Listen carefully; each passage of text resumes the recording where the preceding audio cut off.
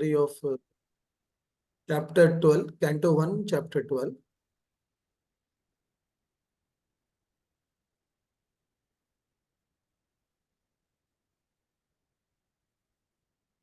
So till here, so we'll just try to recap what we have discussed in Canto 1 till 12 chapter very briefly. So initially we see that the scene starts with the sages in Naimisharanya, right? So the head of all the sages is Shaunika Rishi, and the Shaunika Rishi, they see that Suta Goswami has come to the Sabha, wherever they have assembled, and then they ask 6 questions. And in chapter 1 and chapter 2, we have seen how Suta Goswami answers to those 6 questions. And in chapter 3, Suta Goswami briefly describes about various incarnations of Lord Krishna. And in chapter 4, 5, and 6, so basically they are about Narad Muni birth. Chapter 4 is especially about Narad Muni's birth. And it is all about the conversation between Srila Vyasadeva and Narad Muni. So how Srila Vyasadeva is encouraged to write Srimad Bhagavatam. So though Srila Vyasadeva has written so many scriptures, he is still not satisfied. And then when Narad Muni comes to his hermitage, then he reveals that no, he is not feeling satisfied within his heart or content even after writing so much no, on the Vedic scriptures. And then we see conversation between Narad Muni and Vyasadeva about all these things. And then Vyasadeva is encouraged to write another scripture called Srimad Bhagavatam, where Narad Muni encourages that he should write only about the Supreme Lord, the devotional service aspect, and about the devotees of the Lord. And then after that, we see that after revealing to Shaunika Rishi, like the conversation between Vyasadeva and Narad Muni, so Suta Goswami, he starts narrating about the end of the Mahabharata. So at the end of the Mahabharata, what happens is the 5 sons of Arjuna, they are killed by Ashwathama when they were asleep. And then in that chapter, it is discussed how Ashwathama is caught by Arjuna and he is brought in front of Draupadi. But Draupadi being a mother, then she actually forgives Ashwathama. And then when Ashwathama is left by Arjuna, then at that time Ashwathama, he releases a Brahmastra to kill the son of Abhimanyu. So Abhimanyu has died in the battlefield of Mahabharata, and then his wife Uttara is pregnant, right? And then Ashwathama, knowing that no, Uttara's son is the last, what to say, progeny in the line of the Kuru dynasty. So he wanted to destroy Abhimanyu's son. But as we know, like we have seen in the 8th chapter, like how Krishna, he saves Parikshit Maharaj, and then we see prayers of Kunti Maharani, especially in that chapter, where before Krishna departures to Dwarka, after the Mahabharata, and after establishing the Yudhishthira Maharaj as emperor, then the 8th chapter mainly contains the prayers of Queen Kunti. And then we have seen that. And then in the 9th chapter, we have seen how Bhishma Pita is has passed away, right? So before actually Krishna leaves for Dwarka, so we also see that how all the Pandavas, Krishna, and all the great sages and personality, they assemble near Bhishma Pita, who is lying on the bed of arrows. And then we have seen what instructions Bhishma Pita gives to Yudhishthira Maharaj. And then we have seen what is a great personality of a Bhishma Pita. We have discussed about Bhishma Pita. And then after ninth chapter, we have seen how Krishna has departed from Hastinapur to Dwarka. And then also immediately in the last chapter, 11th chapter, we have discussed how Krishna, when he enters Dwarka, how he was welcomed by the people of Dwarka, right? So here now in today's 12th chapter, we'll briefly see about birth of Parikshit Maharaj. So all the previous incidents which Suta Goswami we discussed, so actually they were actually setting the scene to introduce Parikshit Maharaj, right? So what happened before the birth of Parikshit Maharaj and what happened immediately after the birth of Parikshit Maharaj. So in the last 3-4 chapters, we discussed, from 7th to 11th, in all these 4 chapters, we have discussed what happened after Mahabharata war till Krishna departed to Dwarka. So now this chapter, which is birth of Emperor Parikshit. So now Shaunika Rishis, so they are asking. So now they have heard so many things, what has happened, but now they want to come to the real point of asking about Parikshit Maharaj, because they knew that the Srimad Bhagavatam was spoken to Parikshit Maharaj by Sukadev Goswami. So they want to inquire about the great personality, Parikshit Maharaj. So in this 12th chapter, if you see, the first 3 shlokas, so they are the questions asked by Shaunika Rishi to Suta Goswami. So it goes like this. Text 1. The Shaunika said, the womb of Uttara, mother of Maharaj Parikshit, was spoiled by the dreadful and invincible Brahmastra weapon released by Ashwatthama. But Maharaj Parikshit was saved by the Supreme Lord. He was the great Emperor Parikshit, who was a highly intelligent and a great devotee, born in that womb. How did his death take place? And what did he achieve after his death? We all respectfully want to hear about him, to whom Sukadev Goswami imparted the transcendental knowledge. Please speak on this matter. So now if you see, this is all conversation going, right, between Sutta Goswami and Shaunika Rishi.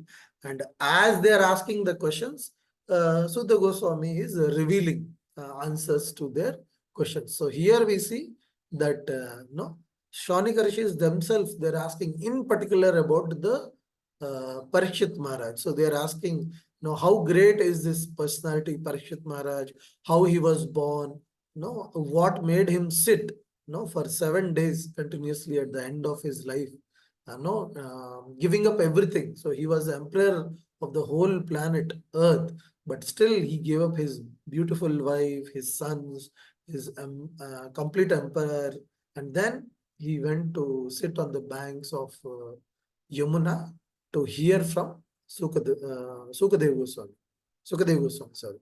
So they wanted to know, what is about this great personality, Parikshit Maharaj, right? So these first 3 verses are the questions from Shaunika Rishi asking about Parikshit Maharaj.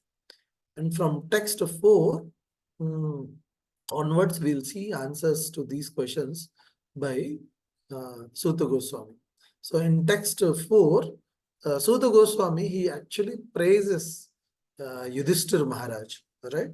So he says, Yudhishthir Maharaj administrated generously to everyone during his reign. He was exactly like his father. He had no personal ambition and was freed from all sorts of sense gratification because of his continuous service onto the lotus feet of the Supreme Lord. So we have seen in the last chapter that how, where Prabhupada actually describes about Yudhishthir Maharaj's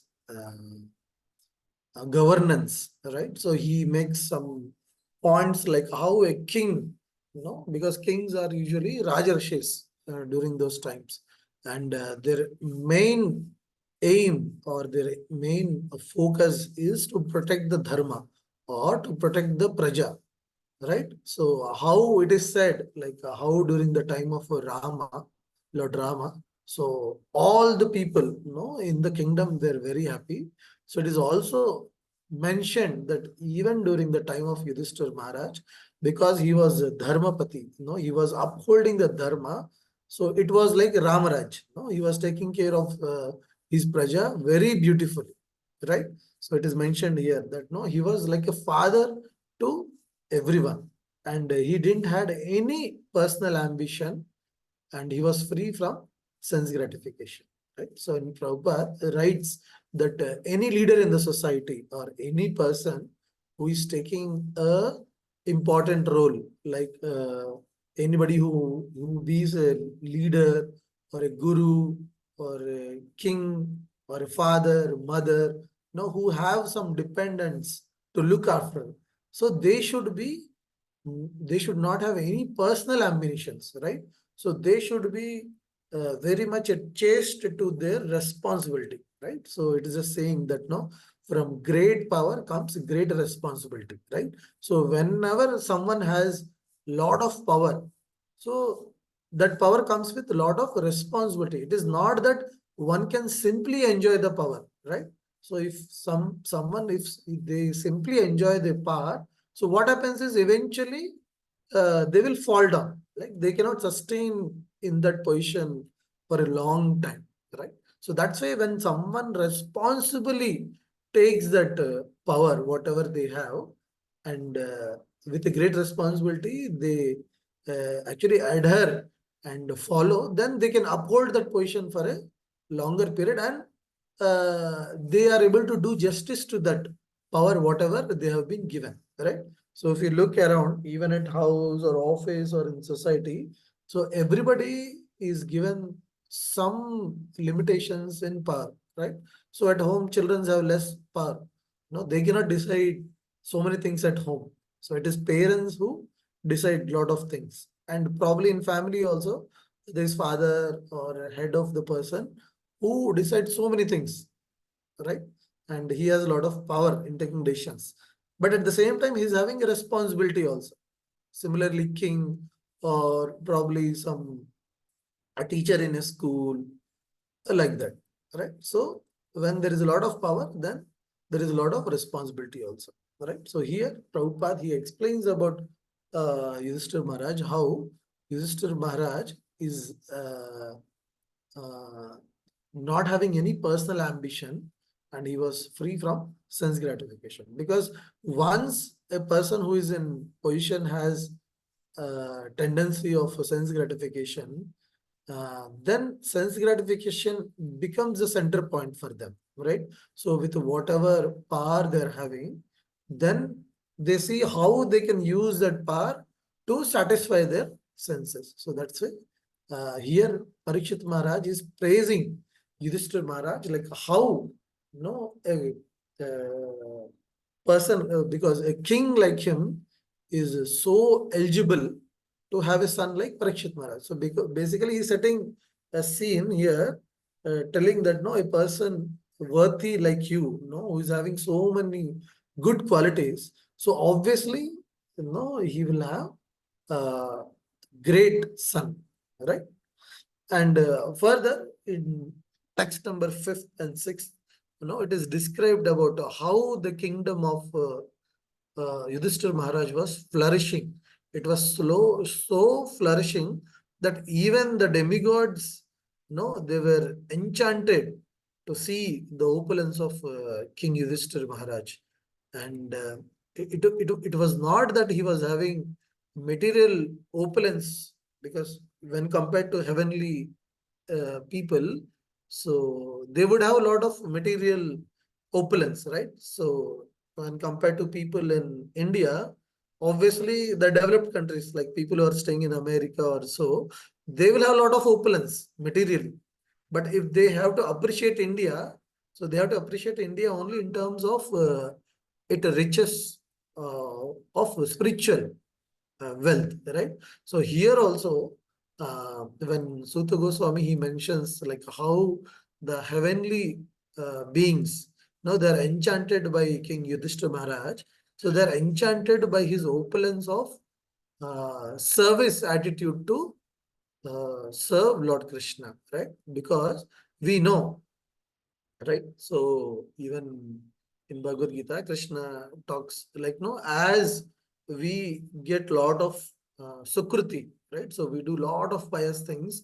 Then what happens if one is not having devotion towards Supreme Lord? Then they go to heavenly planets. They go to heavenly planets, and then they do lot of enjoyment, right? So they're only enjoying their bank account. No, they have accumulated so much of pious credits. So now they're simply enjoying in the heavenly planets. So in heavenly planets, becoming a spiritual person, becoming a devotee is very, very rare, and it is very, very difficult.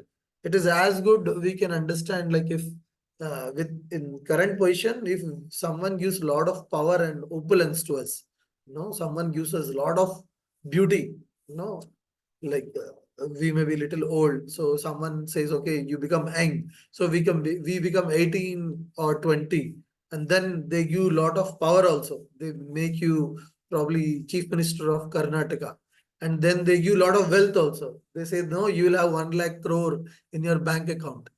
So in that situation, when you are having material beauty, material opulence, material wealth or power, it is very difficult to do devotion service, right?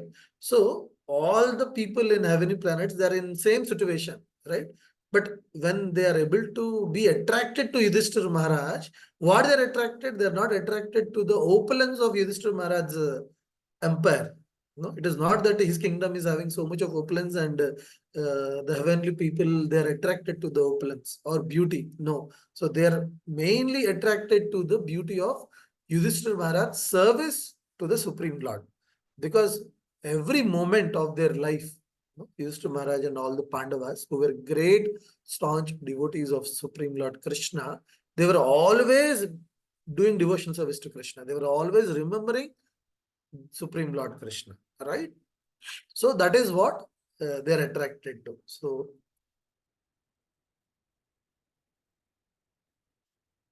So here in the purport, Prabhupada, he talks about like how people, they're not satisfied in the material world, right? So Prabhupada especially uses this word hunger, right?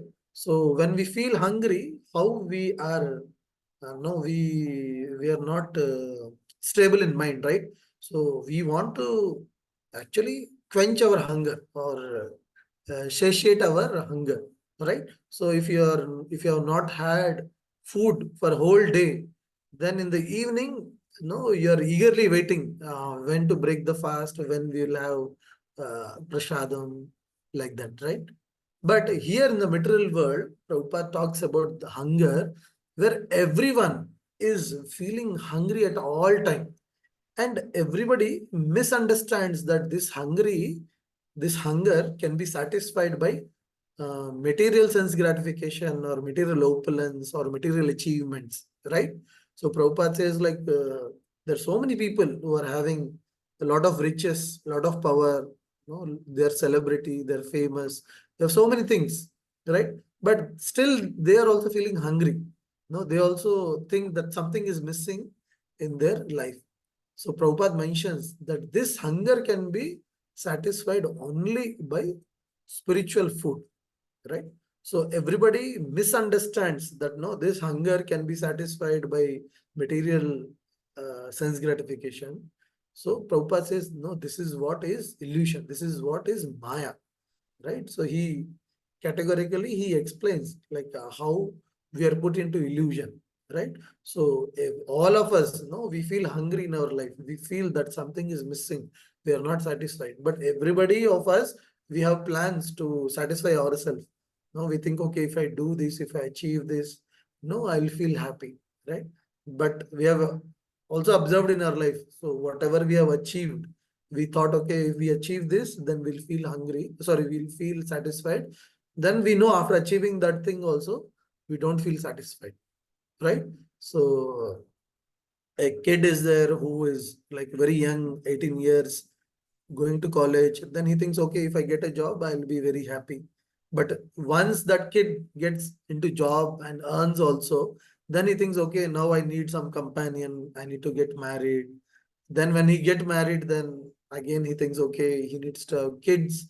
Then when they have kids, then they think that, okay, they have to groom them very well. Then they have to give good education. Then they have to make them get married and look after them. Right. So we have gone through all these stages, right? Most of us, we have seen this or we have gone through this. And we can see that no, though we think, okay, after reaching certain position or some situation, we'll feel happy. But once we reach that situation, right? We may feel happy, but that happiness is very momentary, right? So someone who is earning 5 lakhs, he thinks, okay, if I double, if I earn 10 lakhs, then there are so many things I can do and I can be happy. I don't need anything more than that. But once after a few years, that person earns 10 lakhs, then again he thinks that no, that 10 lakhs is not sufficient. No, then because he has increased his lifestyle and then he thinks, okay, I need more to accommodate so many other things, right? So maybe whatever we think that we achieve will be happy. So that happiness is only for momentary. So that's why Prabhupada is telling that this is illusion, right? So the hunger is there in every living entity, but thinking that no, by sense gratification or by material things we can satisfy this hunger. So Prabhupada denotes this as illusion, right? So here, because Prabhupada talks about in this sixth verse, where uh, Suta Goswami is praising King Yudhishthira Maharaj for his devotional service to Lord Krishna, and which is also being appreciated by the heavenly people. All right. And then in seventh verse, um,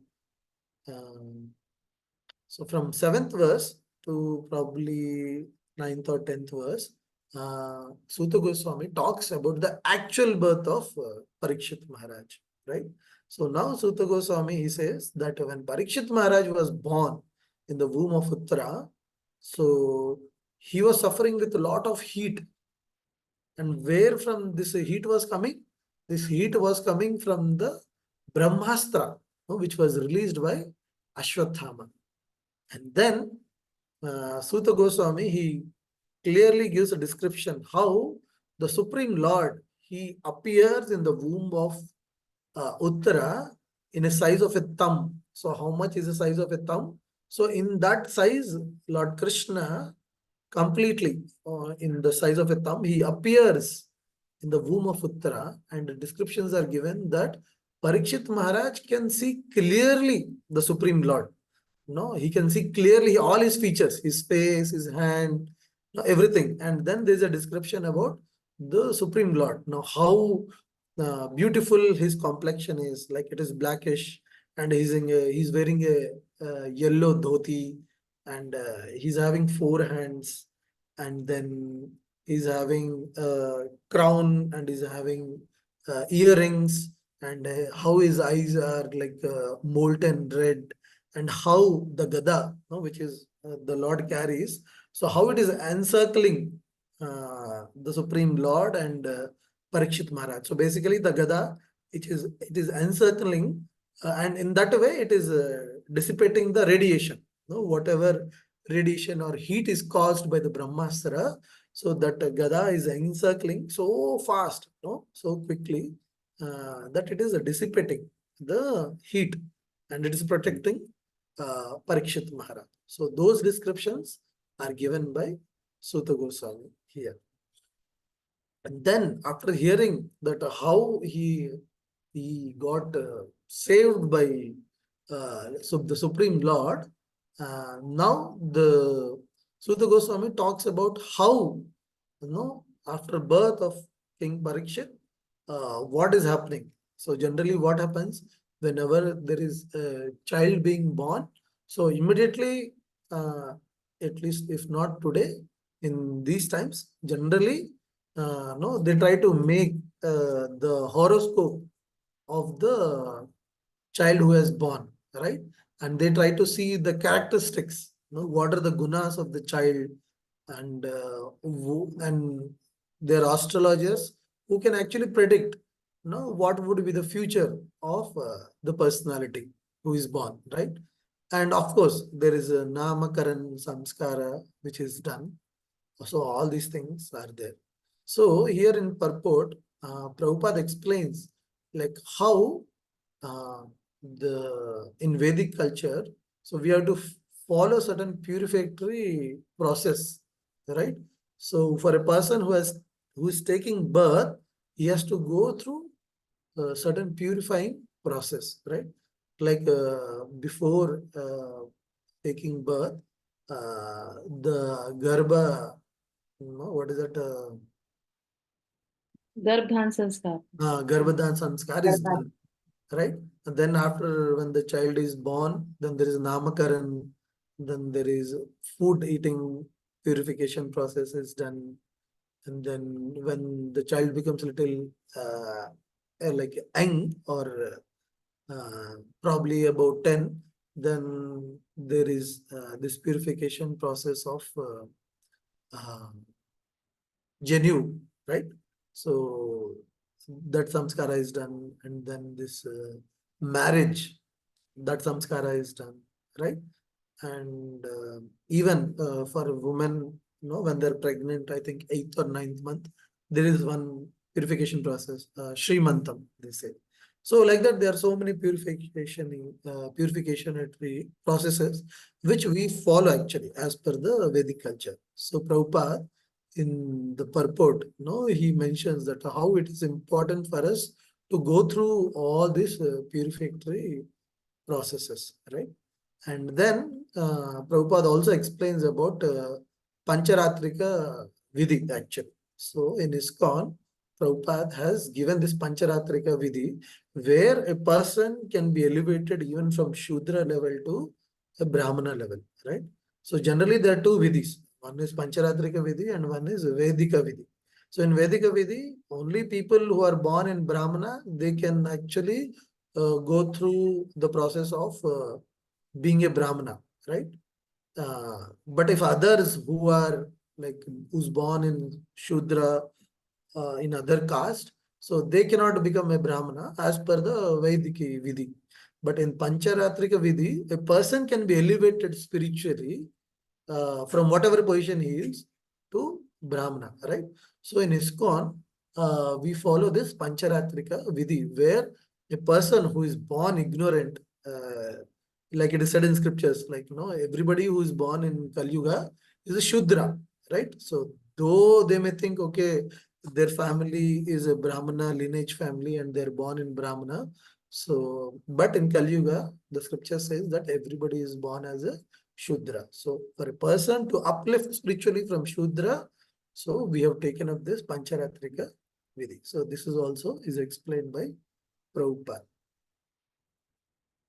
And in coming verses, right, now Sutta Goswami talks about the character, or not Sutta Goswami actually, the Brahmanas who are there, who are present there when Parikshit Maharaj was born. So they talk about the Parikshit Maharaj, right? Because generally what happens whenever a child is born, so when the Brahmana is there, then he sees the horoscope of the child, and then he predicts, okay, what kind of features he'll have, or what kind of guna he will have. And to larger extent, it is very rare. They can even predict the future also. So these days, we will not be able to get so qualified astrologers who can predict the future, right? But during this time, when Parikshit Maharaj was born, so the Brahmanas, they predict that how great or how powerful this child Parikshit Maharaj would be, and how he will rule the Bhulok, like this earthly planet, right? So then we'll see few characters, which are described by the Brahmanas. So they say that this child will be exactly like King Ishvaku, son of Manu, in maintaining all those who are born. And as far as following the Brahminical principles, especially in being true to his promise, he shall be exactly like Lord Ramchandra. Right? So here we see that the Brahmanas who are present there, so they are telling about King Parikshit Maharaj to the Pandavas or whoever is present there. So they are telling that this child would be exactly like Ishvaku, right? So we have seen this personality Ishvaku, right? So in Bhagavad Gita also, in the 4.1, right? In the first verse, uh, Lord Krishna, he says that Imam Vivashvate Yogam Proktavan Aham Avyayam Vivasvan Manave Praha Manur Ishvakave Bravit. Right? So here in this context, we can see that uh, Supreme Lord, oh, he has spoken the signs of Bhagavad Gita to Vivasvan, and Vivasvan has instructed this to Manu, and Manu has instructed to his son Ishvaku, right? And Ishvaku is a great king, who has ruled the earthly planet and who was responsible to actually progenate the praja and take care of them, right? So here in this context, no Maharaj Parikshit, no, is being compared that no, he'll be as great king like Ishvaku in maintaining all the prajas. And then he also mentions that he'll be very true to keep his promise, like Lord Ramachandra, right? So we all know about Lord Ramachandra, right? So when Lord Ramachandra was about to be coronated as king, right? So it is declared that no, tomorrow morning Lord Ramachandra would be coronated as king of Ayodhya. But immediately what happens in the evening time? We all know that how Dashrath Maharaj, he gets a request from his wife. Who is that? Kaikeyi, right? So Kaikeyi, because she wants her son Bharata to become king instead of Lord Ramchandra. And because of her boon, whatever, no, there are two boons which King Dashrath Maharaj, he promises to fulfill. And then Kaikeyi, she asks that no, Lord Ramchandra should not be coronated as king and he should be sent to the forest for 14 years, right? So when this happens, so Dashrath Maharaj with very, very heavy heart, he tells to Lord Ramchandra that no, that he will not be coronated as king, and then he has to leave the kingdom of Ayodhya and he has to go to forest, right? And during that time, what happens is Dashrath Maharaj, he passes away because he couldn't no he couldn't actually come to the terms that he is doing this to his son Lord Ramchandra, right? So for so many years, for about 60,000 years, Dashrath Maharaj, when he rules and when he's not having any son, right? So he has lamented and he has done so much to beget actually son. And now when he is ready to coronate Lord Ramchandra, and who is favorite to all the Ayodhya Vashis, so now he is not able to bear that, that he himself, no, he's telling that Lord Ramchandra cannot become king and then he has to go to jungle, right? And during this time, what happens? Dashrath Maharaj, he gives away his body, right? He leaves his body, right? So during that time, what happens? All the Ayodhya Vasis, they try to convince even Bharat Maharaj, even Kaikeyi, the person who asked for this, even she tried to convince Lord Ramchandra that no, see, uh, in Ayodhya for Lord Ramchandra to become king, who should accept? The Praja of Ayodhya should accept, the current king should accept that no, who should become the next king, and the person who has taken that promise or no Kaikeyi, who has taken that vow from Dashrath Maharaj that I want these two boons where Lord Ramchandra has to go away and he should not be the king. So she should agree, right? So if all these three parties agree, then why could Lord Ramchandra not become king? He can become king, right? Because everybody is happy. Mother Kaikeyi is happy. People of Ayodhya are happy. And then even Dashrath Maharaj and all the royal family members, they are also in agreement that no, Lord Ram should become the king.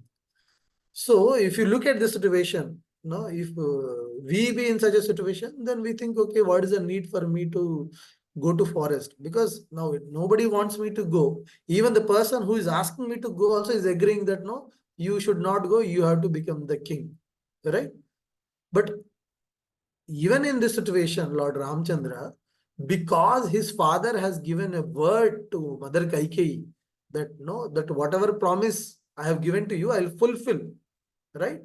So now it is the duty of Lord Ramchandra to fulfill the promise of his father, Dashrath Maharaj, right?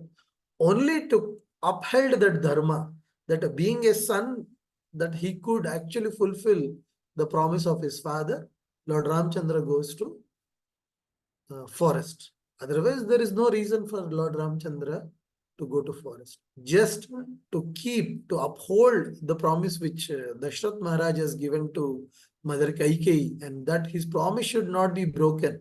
Because Dashrath Maharaj is such a great personality.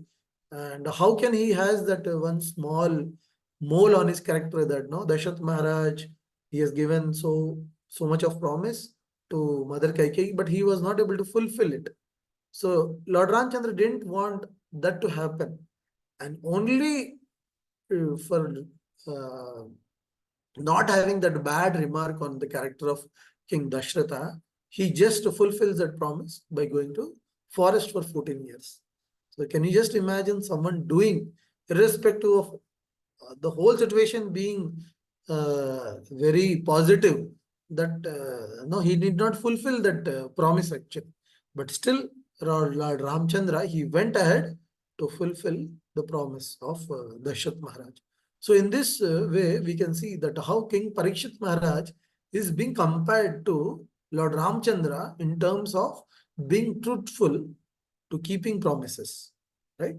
And in next verse, we'll see other personalities, right? And then in the next verse, Brahmanas, they say that this child would be a great chariot. No, he'll do lot of charity. How he will do? He will do as King Shibi, right? So now, in terms of charity, Parikshit Maharaj is being compared to a king called King Shibi. So in the scriptures, we can see, so there was a great king, King Shibi, who was very magnanimous in doing charity, dan, right? So one day, King Indra and Vayudev or Varun Dev, they wanted to test King Shibi. So what happens is, uh, Indradev, he takes the form of an eagle, and Varun, it takes form of a pigeon, right? So generally, eagle, they eat small birds. So here we can see that eagle is trying to attack pigeon, and that pigeon, it goes to the kingdom of King Shibi, and then it asks for help. It says, "Oh King Shibi, no, this eagle is trying to attack me. No, you please protect me." So now King Shibi, seeing that one of the praja, no, the bird has come to his shelter, so he gives shelter to the pigeon. But now the eagle also comes to the king Shibi. It says, no, that you please give me my food because I'm an eagle. I have to eat my food, pigeon. And you're upholding my food with you and you're not giving it to me. And I'm also your praja. So you have to take care of me also. Then how would I eat? No, if you're not giving me the pigeon. So now King Shivi, because both eagle and pigeon are the praja of the kingdom, so he, as a king, has to give protection to both of them. And eagle also is right because it has to eat, satisfy its hunger by killing other birds and eating them. So then King Shivi, he says that, okay, I have promised to give protection to this pigeon. So instead of the pigeon, I will give my flesh to you to eat. Then he says that, okay, I'll give you equal weight of flesh as equal weight of the pigeon. So in one taraju, like balance. So they keep pigeon, and then King Shibi, he cuts flesh from his thigh, and then he puts on the other side. Then he says, no, it is not fulfilling. No, it is less actually. and he cuts more flesh from his body and he keeps in the taraju, other side of the taraju. But still, no, he can see that no, he is not able to compensate the weight of the pigeon. Then he himself, he sits in the taraju and then the balance comes. Then he says, okay, now you can eat me. Right?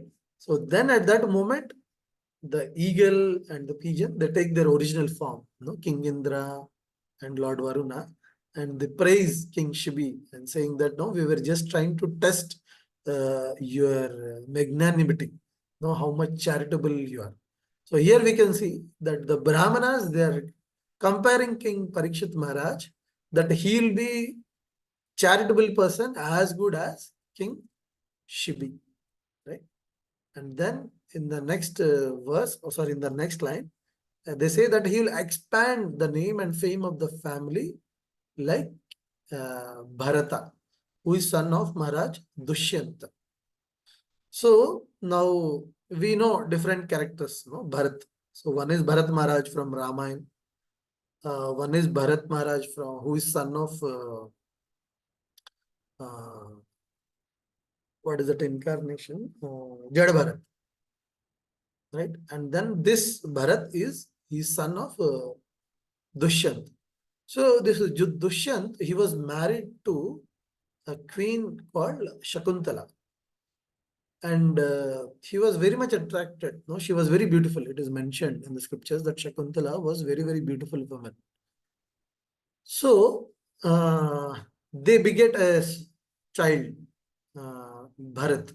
So they named the child as Bharat. And when they're living like that, so this Dushyant Maharaj, he commits an offense to a sage.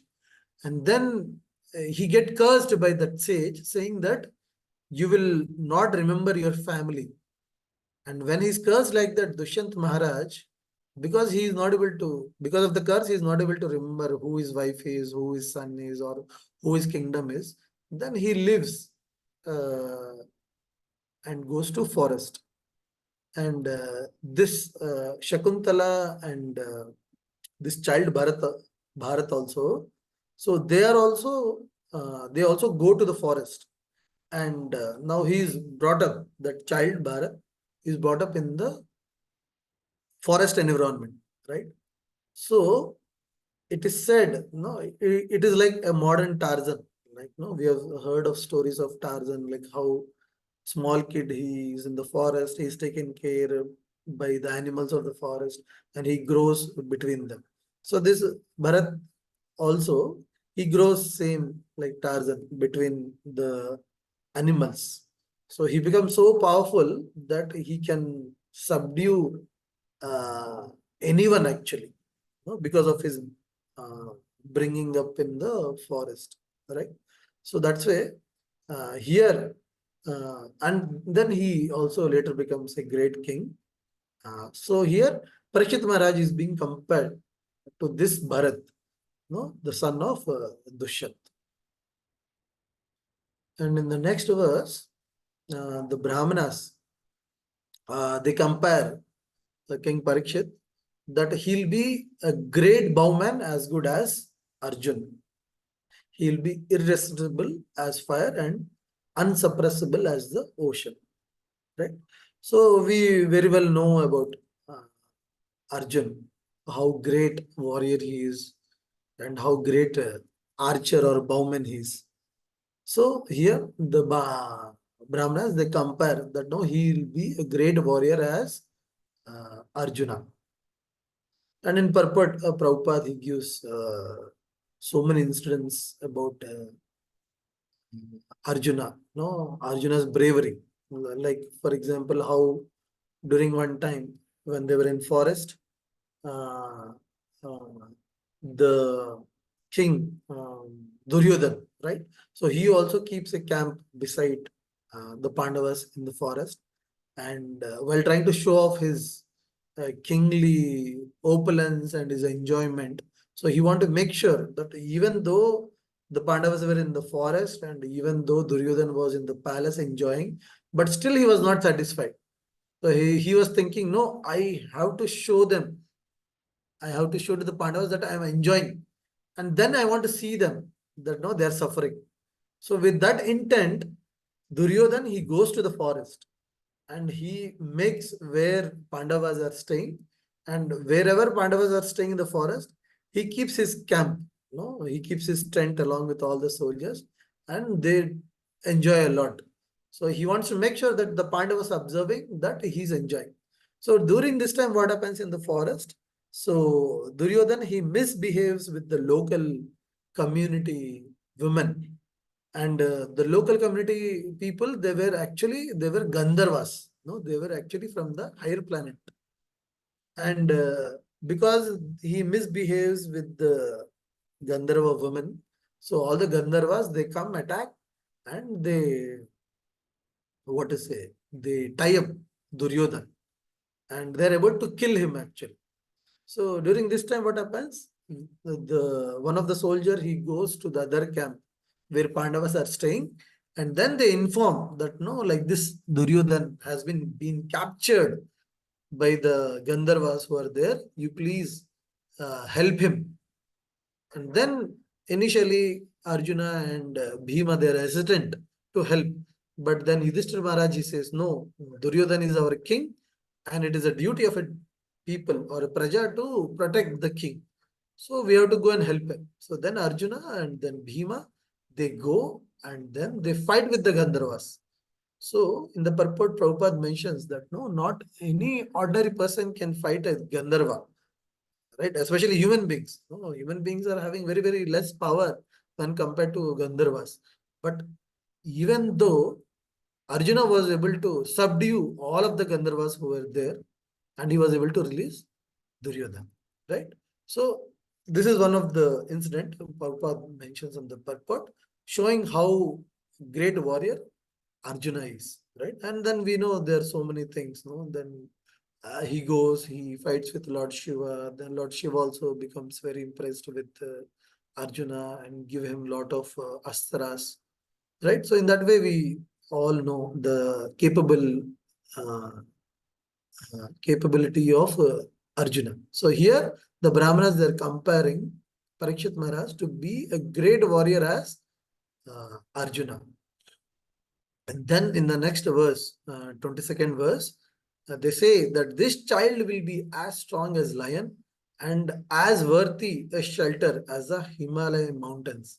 He will be forbearing like the earth and as tolerant as his parents. Right. So here there are few qualities which the Brahmanas are comparing. So the strength of the child, they're comparing it to lion, and because he'll become soon a king, right? Then a king's duty is to give shelter to all his prajas, right? So they're trying to compare that quality with the Himalayas, right? Because Himalayas are so strong that they are giving shelter to so many sages, and in fact they're giving shelter to this whole Bharatvarsh, right? So if Himalayas are not there, we would not know how this Bharatvarsh would be. And because they are there, Himalayas are there, so our Bharatvarsh is being protected, even physically and from climatic perspective also, the Himalayas are protected, right? So similarly, so King Parikshit Maharaj would be giving shelter or would be protecting the Praja as the Himalayan mountains, and he would be forbearing like the earth, right? If you see earth, Mother Earth, so there are so many people who live on Mother Earth and they do lot of sins. They try to, what is it, manipulate, try to take advantage, misuse the nature.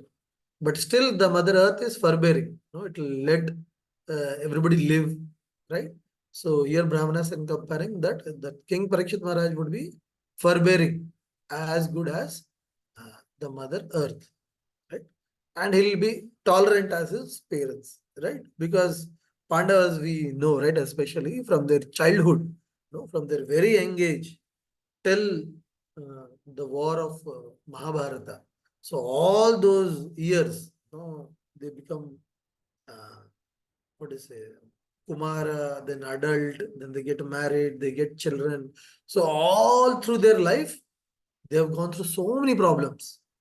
And at every moment of their life, when they have faced problems, they have been tolerated, right? So if you look at the whole Mahabharata, uh, we would not see any descriptions of anyone being into trouble as Pandavas are being in trouble, right? So whole Mahabharata is about how Pandavas is put into trouble and how they are saved by Lord Krishna, how they take shelter of Lord Krishna, and how they come out of that situation, right? So it is all about those things on, right? So that's why here Brahmanas are saying that no, this son, King Parikshit Maharaj, would be as tolerant as his parents, right? So Pandavas are his parents. So if you look at even Draupadi also, right? Even though her 5 sons have been killed by Ashwatthama, but still she is tolerant to forgive him, right? So she asks, even though Ashwatthama is captured by Bhima and Arjuna, but still, no, she says to Arjuna that, you please leave him because he is a son of a Brahmana. So she is very tolerant in that way also, right? So that's why they're comparing with his parents, Parikshit Maharaj's parents, right? And in the further verse, in verse number 23, it is said that no, the child will be like his grandfather Yudhishthir in equanimity of mind, and he will be munificent like the Lord of Kailasha hill Shiva, and he will be the resort of everyone like the Supreme Lord Narayana, right? So now he is being compared to 3 different personalities here. So he's being compared to Yudhishthir Maharaj, he's being compared to Lord Shiva, he's being compared to the Supreme Lord, Lord Narayana, right? So King Yudhishthir Maharaj, because he is an emperor, now you can just imagine how much stable mind emperor should have, right? So first of all, King Yudhishthir Maharaj himself was facing so many troubles in his life. And upon that, he has to maintain the praja, right? So every day he has to look like, how everybody is, right? So if there is any problem in the kingdom, then he has to address it. If anybody is coming with some problem, he has to hear and then find a solution. So you just imagine if you have to do this day in, day out, how you will be mentally, right? So only when your mind is sthita prajna, right? If our mind is in equilibrium, then only we can uphold such position. Otherwise, people like us, they will become mad, right? Even when we see our children's complaining, our wife or husband complaining, our parents complaining, our relatives complaining, we are not able to bear. We see, okay, these people are having some other problem coming, that this is the problem, you give a solution to this.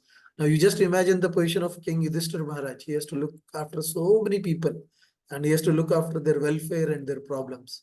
So that's why Brahmanas are saying that no, that King Parikshit Maharaj will have the equilibrium or equanimity of mind, how Yudhishthira Maharaj was having. And then he'll be as munificent as Lord Shiva. So we know about Lord Shiva, right? He's very pleasing, right? So even the demons like Ravana, then there's so many demons, who pray to Lord Shiva because they know that Lord Shiva can get easily pleased and they can get whatever boon they want. So if you look at the Puranas, all the stories, so most of the demons, they are getting their power because they are able to satisfy Lord Shiva and they're able to get boon, right? And lastly, the Brahmana says that no, he would be a resort to everyone like Lord Vishnu. So if you look at Lord Vishnu, he is actually bearing all the jivatmas, right? And as per the karma and as per the desire, he is giving them the body or the planet or whatever, right? And again, when the lifetime of a jiva is completed, again the jivatma goes into the body of the Lord Vishnu. And then again, when the right time comes, they take birth, right? So like that, Lord Vishnu is a resort to all the living beings, right? So similarly, the Brahmanas are comparing that, all the prajas, they will be able to take shelter of Parikshit Maharaj, like how Lord Narayan is giving shelter to all the living entities. Right?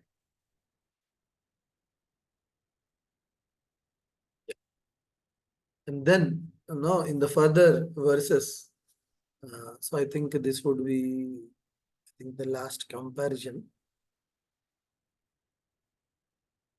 Oh, there are so many. Okay. So in further verses in 24, 25, King Parikshit Maharaj is being compared that he'll be as good as Lord Krishna. And in magnanimity, he'll be as good as King Rantidev. Okay. And in terms of religion, he'll be as good as Maharaj Yayati. And in patience, he'll be as good as Bali Maharaj. And in terms of devotee, he will be as good as Lord Prahlad Maharaj. Right? So maybe this could be a homework for all of you. So in verse number 24 and 25, so you can all read or you can all take it as a homework, like why no King Parikshit Maharaj is being compared to King Rantidev or Yayati. Of course, Bali Maharaj and Prahlad Maharaj, we all know, we are aware of their pastimes. But you can read this text number 24 about King Rantidev and Maharaj Yayati, right?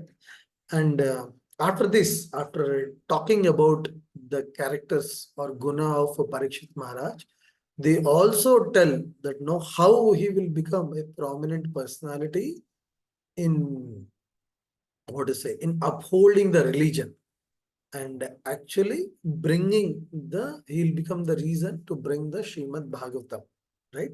And they also mention that how that he will get cursed, that he would die after 7 days by the bite of a snake, and then he will leave his body. And during that time, those 7 days, he will hear Bhagavatam from Sukadev Goswami, right? And after this, there is a mention of how Yudhishthir Maharaj, he performs yajna for the welfare of King Parikshit Maharaj, who was newly born.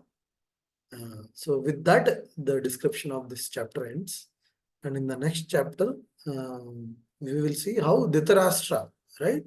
So you remember, so even after the war of Mahabharata, Dhritarashtra and his wife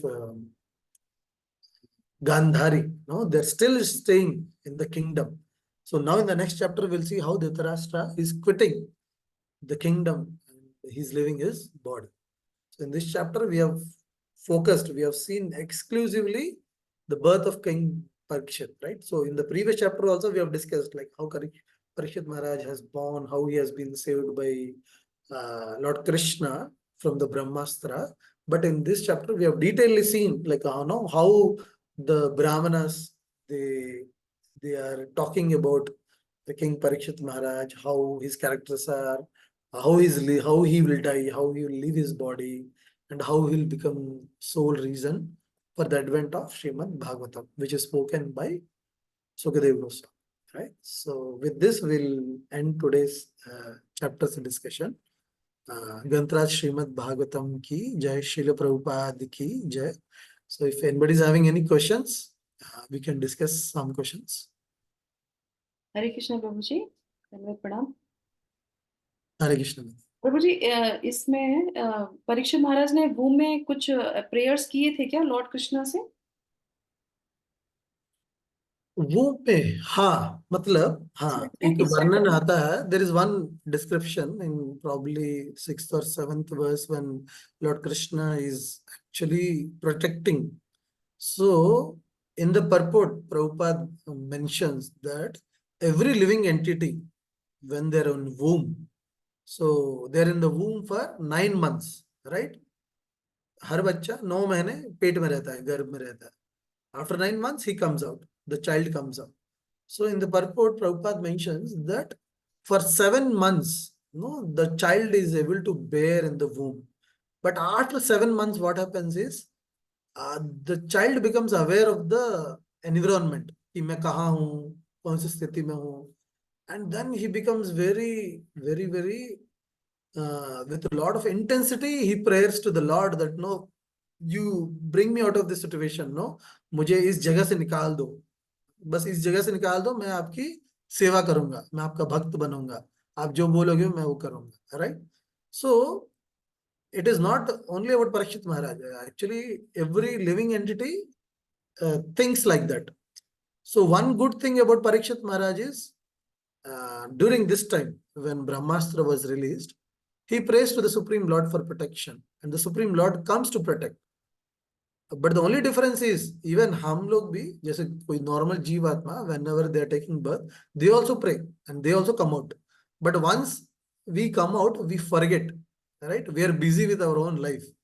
But King Parikshit, he remembered who is that personality who saved me. So that's why his name Parikshit has come. No, Parikshit मतलब जो परीक्षा कर रहा है, मतलब कौन व्यक्ति था जो मेरे गर्भ में मुझे बचाया था. So when he is coming out, he is actually remembering that the Supreme Lord has come and protected me, and he is looking for Supreme Lord when he has come outside. पूरे जन्म मतलब पूरे जीवन में he was only looking, okay, who is that personality who has come and he has saved when I was in the womb, right? So in that way, Parikshit Maharaj is different. No, he doesn't forget after taking birth also. He still remembers the Supreme Lord. But generally, Jivatmas, we pray to the Supreme Lord, but once we come out, then we are with our activities, material activities. We forget about the Supreme Lord. So that is the difference. So in that context, maybe Parikshit Maharaj is praying, but there is nothing exclusive कि उन्होंने क्या pray किया, ऐसा कुछ वर्णन नहीं है. But हाँ, अपने मतलब there is something like of course every जीवात्मा prayers actually to come out of the womb. So उस कॉन्टेक्स्ट में तो ये है माता जी कि वो भगवान से प्रार्थना करते हैं. Not like other chapters ना, like भीष्मा स्तुति हाँ और नहीं, ऐसा कुछ नहीं है कि एक्सक्लूसिवली बहुत सारे स्तुति वर्सेस हैं, श्लोका हैं जहाँ वो भगवान को प्रेज कर रहे हैं या मदद मांग रहे हैं, ऐसे कुछ भी नहीं है. There is just mention that how the supreme lord comes and protect. But in purport Prabhupada mentions that how every living entity is praying to supreme lord that no मुझे निकाल दो यहाँ से, मुझे बाहर आना है, ऐसे कुछ. in this chapter प्रभु है ना. Yes yes. Thank you so much Prabhu ji, very thank you. Nice question. Nice. और कोई प्रश्न है किसी का? Anybody is having any other questions? और कोई क्वेश्चन नहीं है?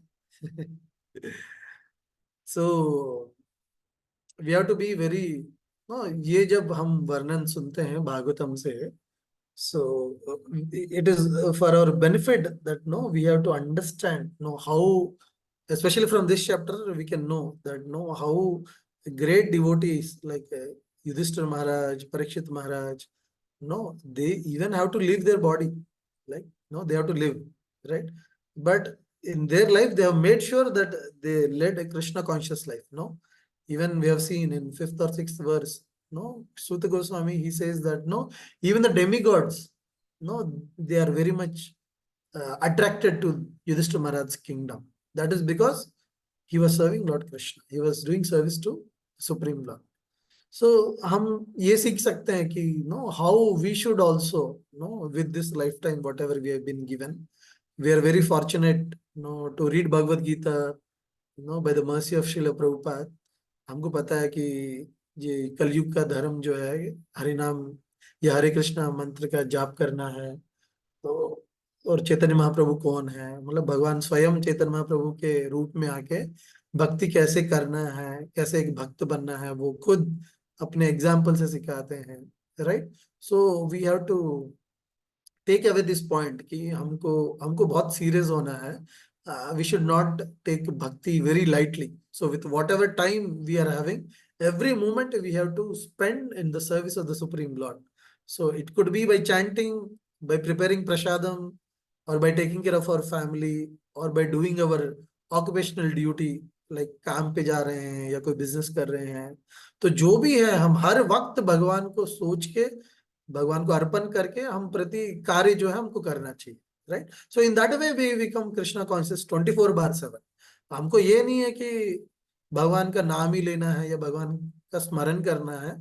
तो हम अगर हमारी लाइफ ऐसे मोल्ड कर सके कि हम जो भी कार्य कर रहे हैं, हमारे बच्चों की देखभाल कर रहे हैं, हमारे जो भी है पति या पत्नी की देखभाल कर रहे हैं, या माता पिता की, या हम ऑफिस में जाके काम कर रहे हैं, तो हर कार्य जो है हम भगवान के लिए कर रहे हैं. और जब हमें समय मिलता है तो हम भगवत गीता पढ़ रहे हैं, भागवतम पढ़ रहे हैं, सुन रहे हैं, जपा कर रहे हैं, भगवान की अर्चा विग्रह की पूजा कर रहे हैं, भोग लगा रहे हैं। तो हम ये सारे एक्टिविटीज जो भी हम कर रहे हैं, अगर हम भगवान के लिए कर सकते हैं, मतलब इस चैप्टर से हम यही सीख सकते हैं कि किंग युधिष्ठिर महाराज जो इस पूरे पृथ्वी के राजा थे, वो खुद वो वैसा व्यवहार करते थे, मतलब he used to be like that. तो हम तो क्या ही हैं, हम तो उनकी प्रजा भी नहीं है, हम तो कलयुग में आए हुए लोग हैं, है ना। तो so we have to be very serious कि अगर वैसे लोग इतने सिंसियर और सीरियस हैं भगवान के भक्ति के प्रति, तो हमको कितना सिंसियर और सीरियस होना चाहिए, राइट। सो हरे कृष्णा प्रभु जी, इसमें ये तो बताया कि उनकी मृत्यु मतलब कैसे हुई, मतलब राइट किस परिस्थिति में हुई, लेकिन मृत्यु के बाद कोई किस प्रकार की गति मिली, ये तो इनके जो दिखाया है कि कृष्ण के उन पे चलने वाले होंगे, इसी से इनका पता लगता है ना। राइट माधवी, मतलब इस चैप्टर में तो वर्णन नहीं है कि हाँ, वर्णन नहीं है, यस। कि जब वो गुजर जाते हैं तो फिर वो क्या प्राप्त करते हैं, बट हमको पता है कि वो गोलोक वृंदावन ही जाते हैं, भगवान के इच्छे थे, भक्त हैं। ठीक है, हरे कृष्ण, थैंक यू।